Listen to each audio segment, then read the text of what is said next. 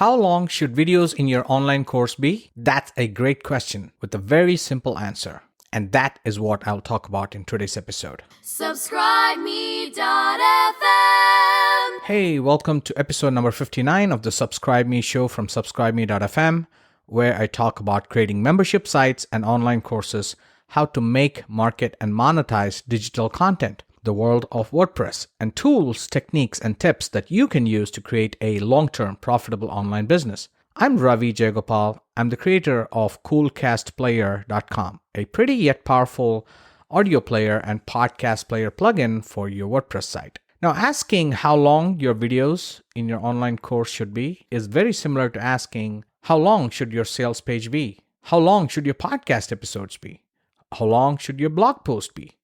How long should a movie be? How long should a YouTube video be?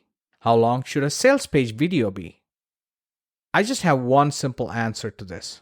There is no such thing as too long. There is only too boring. And as much as I would like to take credit for that line, it's not from me, and unfortunately, I don't really know who originally said it. But let me repeat that. There is no such thing as too long. There is only too boring. And you can apply that. It's such a fantastic premise that it applies to pretty much every aspect of life. So the movie The Godfather is arguably one of the greatest movies ever made. So recently, my wife, Veena, who's the other co-founder and co-developer of DApp, and we watched the first two Godfather movies on Amazon, just probably a few days apart. So Godfather 1 was 2 hours and 58 minutes long, right? That's almost 3 hours. And the crazy thing is, we only noticed that time, how long it was, after the movie had ended. So after the movie ends, like on Amazon, we pause the player, right? Or stop. And as soon as you do that, there's the splash screen that comes up. And as we saw that, we were like stunned for a second, kind of hungover in a good way from the impact of the movie. And that's when we realized that it said right there with the splash image, under the splash image, it said 2 hours, 58 minutes. And what was even more crazy is that Godfather 2 was a whopping 3 hours, 22 minutes long, and it actually felt shorter than the first one. One more example, Lord of the Rings, Part 1, Fellowship of the Ring, 2 hours, 58 minutes. Now, the combined running time of all of the Lord of the Rings movies, ready? It's a whopping 9.2 hours. And that doesn't even include the Hobbit series. So the crazy thing is, I remember watching the Fellowship of the Ring in the early 2000s. I'd probably, maybe I'd just come, I was a rawly arrived fresh off the boat. I had just come from India, and I had never heard of the book. I doubt many people in India had. And I remember that at the end of the movie, the credits started rolling and the lights came on, and I was still sitting there absolutely in shock that the movie had actually ended. I had not realized that I had sat there for like 3 hours, and I thought that the best part was just getting started. As spoiler ahead, the fellowship formed and they started along their journey. I must say that I have never been more mesmerized by a movie, that I not only sat there for like 3 hours, but I was actually kind of upset that they ended it so abruptly when I thought they were like just getting into the thick of things. So on the other hand, I have seen some really terrible movies, many of which I actually stopped watching some of them after like 10 minutes and some of them after like half hour. And then some of them I have endured for the full length of the movie, only because I was already in a theater with my family eating popcorn and having soda and stuff, and I didn't have the heart to ruin everybody's day. So and then I remember walking out of those movies thinking, oh boy, there goes another half an hour or hour and a half of my life that I will never get back. And I would probably have paid back the theater owner 5 times to, not only to get back that time, but also to erase that movie from my memory completely, like a bad memory. And then I have been to live seminars where the speaker on stage was speaking for a few hours, and I've had to hold my pee so badly because I didn't want to miss a second of the presentation. And then there are presentations where 10 minutes in, I get up and leave the room because the speaker is there only to pitch their own darn products, or they're as interesting as watching paint dry. I once saw a very famous speaker who came on stage. He stood there. It looked like he didn't want to be there. Obviously, he had something going on with his personal life and business and stuff. He stood there. He did not move his hands or his feet. He stood there like he was set in stone, and he spoke in this dry, monotonous voice for about 15 minutes, explaining why he did not want to be there today. And then 5 minutes into his presentation, he kept getting phone calls, and he picked up one and he said he had to leave, and he just left. So yeah, I've seen those too. Coming back to podcasts, one of the most popular and most downloaded podcasts is Dan Carlin's Hardcore History Podcast, where the average episode is like 4 to 5 hours long. Yes, you heard that correct, 4 to 5 hours. So in spite of his podcast being like 5 hours long, his episodes, he gets millions and millions of downloads a month. Yet, there are 10 or 20-minute podcasts that promise to pack a lot of content quickly, and they promise to cut to the chase. But I have unsubscribed from their shows because after listening to just a few episodes, either something was not sitting well with me. Like the intro was way too long, it was too annoying. Then 2 to 3 minutes of a lot of unrelated small talk and banter and catching up, and a couple of co-hosts just shooting the bleep, you know what I mean? And sometimes they appear disorganized and fumbling and bumbling for ideas to talk about. They appear to make it all up on the fly because, the host couldn't be bothered to prepare for 10 minutes in advance to figure out what they wanted to talk about, right? Or there are too many ads up front. Sometimes I've listened to shows where they have the first 5 minutes of ads. And actually, I don't even mind that because it's a good thing if they're all up front, because then I can fast forward the first 5 minutes of the episode if I really wanted to listen. What's harder is if it's in the middle, right? Because I've started playing, I've fast forwarded 5 minutes, and I start playing, and I'm now thick into doing my dishes, and here comes this 3-minute audio ad segment, and I literally have to wash my hands, dry my hands to skip those 3 minutes in the middle, bang in the middle of the show. So sometimes it's worse that it's in the middle, and sometimes it's good that it's in the beginning. Either way, sometimes the show is just not worth all that hassle, right? And sometimes, most of the times, I stop listening to a show because of terrible audio. In fact, one of the podcasts by the famous internet marketer, Neil Patel, and his partner is so bad, and I'm only bringing it up because it's not him. His audio that's bad, his partner, and I don't know who he is, I don't care. So if it was just Neil Patel, I probably wouldn't, throw him under the bus here, but it's not, it's not him, it's his partner. And it sounds like his partner is recording his stuff from a toilet, and it's so echoey and so bad. And obviously, also the other problem was that they were releasing episodes 7 days a week, and I just couldn't keep up. And I just started deleting them over time because I couldn't. And then at one point, I couldn't delete them fast enough because they just kept coming and coming and coming.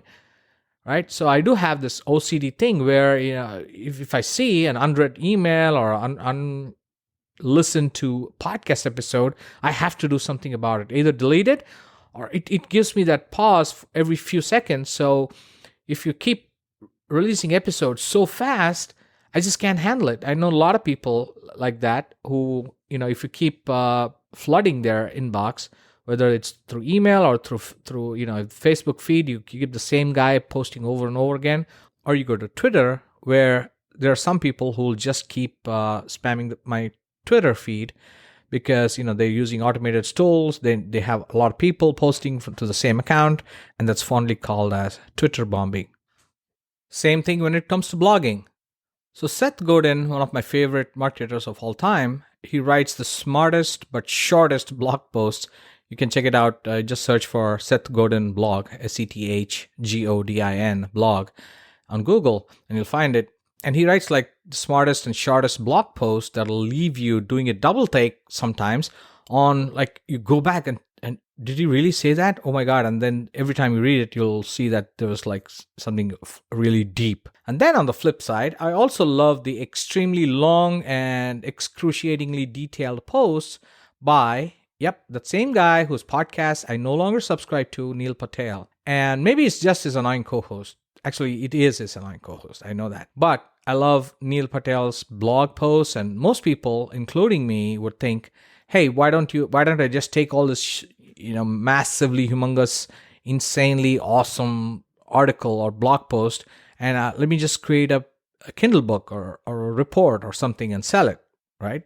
That would be our first thought. But no, this guy actually publishes all that amazing content as one massive blog post that ends up getting him a lot of incoming visitors, incoming links. And that blog was kind of the launching pad that turned him into an internet marketing celebrity a few years ago. Now let's take YouTube videos. Most amateur how-to videos are incredibly boring because there's usually not enough lighting, there's bad sound, loud thumping noises as the person starts typing or showing something, extremely long gaps between transitions or thoughts, a lot of camera shaking and vibrating as they turn the camera from his face to the computer or whatever he's showing or she is showing, and then way too much setup time to actually get into the flow of things, way too much moving the mouse around the screen and clicking and typing up long descriptions and showing every little thing they're doing instead of just editing out and showing the best stuff, right? That's the biggest problem. Zero editing to remove all the fluff out, especially when the user is just rambling along randomly, making up thoughts and words on the fly without any major agenda or point. And then, worst thing is not removing any of that filler and dead air stuff to make the video interesting. No slides, nothing, just guy sitting in a room with an echoey audio and bad lighting. So the video doesn't even have to be long for me to just exit the video in less than 20 seconds. It just has to be bad. So I don't really care how long the video is if it's interesting and I'm learning something. Same thing again when it comes to online webinars. Most webinars suck, okay? Because first, they pretend like it's a live webinar. That's the thing that really gets me. That's my pet peeve, you could say, about webinars. So they're pretending that it's a live webinar where there are hundreds, of people sitting there, and what it actually is, it's a stupid pre-recorded webinar jam or some other software trick where they've created all these fake user accounts. So it looks like when you log in on the right-hand side, it perfectly shows your name right at the top, right? So that you to make it look like you just joined. And there's all these other people with their, names perfectly spelled out, with their initial first name and last name perfectly capitalized, right? So there's like 100 tells that it's not a live video. All this, type in the comments box if you're stupid enough not to know that these names are all on the side or fake made up names with a software trick. And then this gets started, and then there's the obligatory, let me show you a few amazing pictures of me with my kids and spouse and dog. And then the manufacturer clickbank screenshots and me telling you how much money I made last month without ever telling you how much I spent to make that money.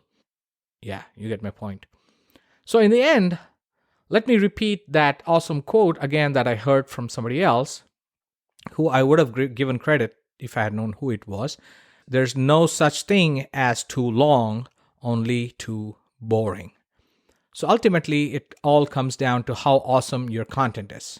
The length of the videos in your video course, or the audio in your audio course, or the length of your podcast episodes, or the length of your sales copy, or the length of your email, none of it matters if your stuff is boring like hell or of terrible quality. Let me tell you this another famous quote, which has strangely been attributed to a number of different people like Mark Twain, George Bernard Shaw, Winston Churchill, Cato, Cicero, Bill Clinton, and on and on and on. But a lot of online research does agree that it was indeed the French mathematician and philosopher Blaise Pascal who once ended a letter that he wrote to somebody with this sentence: I have made this longer than usual because I have not had time to make it shorter. So, for the most part, you have to put in more time to make something shorter, which kind of sounds counterintuitive, but if you think about it, it makes a lot of sense. It's a lot easier to just wing the whole thing and keep recording and hit publish as soon as you stop the recording, whether it's a video or audio. I know a lot of podcasters and marketers who do exactly that with their podcasts or video shows. No editing, no optimizing, not worrying too much about lighting, bad audio, and sometimes just no preparation. They just think that they're doing their audience a favor by even hitting publish in the first place, because their excuse is, hey, at least I'm able to get this out the door, because if I were to edit it, I would never be able to publish it, which means you would never get to consume it. Well, that's just a bit lazy in my opinion.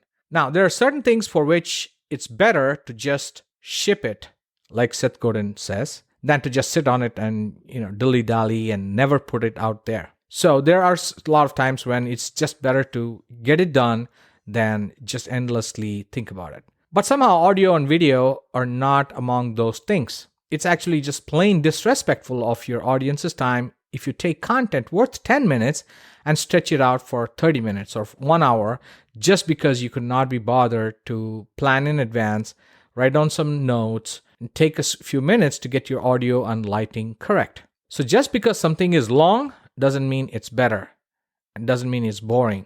And at the same time, just because it's short doesn't mean it's to the point, doesn't mean it is shallow. So ultimately, it's not the size that's important. What truly matters is the substance in your content and how quickly and in the shortest time possible you deliver education, empathy, emotions, and entertainment. So before you go, I have published 2 paid Kindle books in the past. One about membership sites and online courses, and another one about podcasting. If you want a free copy of either of those paid ebooks, all you have to do is post a link to subscribeme.fm on your Facebook feed and then simply tag me in your post. If you just start typing my name or even a part of it, like at RAVIJAYA, it'll suggest my profile. So just tag me, post a link to subscribeme.fm, which is my website, and then maybe recommend the show to your friends. Again, all of this makes sense only if you like the show, if you like the content, and say something nice. Maybe like, hey, here's a subscribeme.fm. This is a podcast I listen to, and Ravi is the best looking podcaster I have ever heard, and he has the best Indian accent ever, or something like that.